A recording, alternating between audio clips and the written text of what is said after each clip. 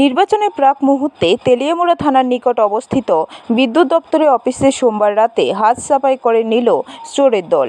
ঘটনার বিবরণে জানা যায়, তেলিয়ামুড়া বিদ্যুৎ দপ্তরের ডিভিশন 2-এ স্টোর রুমে মঙ্গলবার রাতে কোনো এক সময় চোরেরা বিদ্যুৎ সারাইয়ের কাজের বিভিন্ন সামগ্রী চুরি করে নিয়ে যায়। বুধবার সকাল নাগাদ ঘটনা প্রত্যক্ষ করে দপ্তরের কর্মীরা।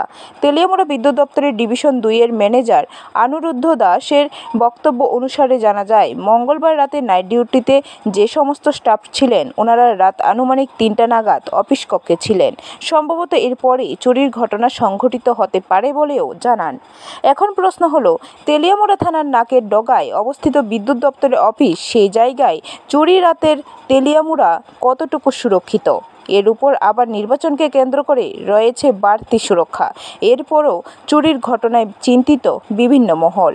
ঘটনাটা আনুমানিক ভোর রাত্রে 3টা সাড়ে 3টার সময়, সম্ভবত এই টাইমে, যখন আমাদের কোনো স্টাফ থাকে না, তখন আমাদের পিছের জানালাটা ভেঙে কিছু চোর আমাদের স্টোরের ভিতরে যে সব মালগুলি ছিল ওইগুলি লুটপাট করে নিয়ে যায়।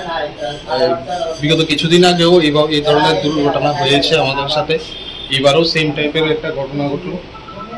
এখন আমরা অ্যাসেসমেন্ট করছি কী কী জিনিস হারানো গেছে, কী কী জিনিস বাকি আছে। এই কিছুক্ষণ পরে এটা জানা যাবে।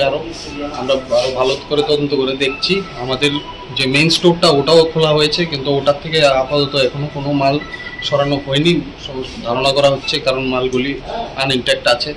বাট ছোট মালগুলি এইগুলি অনেক সরানো হয়েছে এখান থেকে, যা দেখা যাচ্ছে এখানে একদম খালি। ব্যুরো রিপোর্ট, খবর ত্রিপুরা।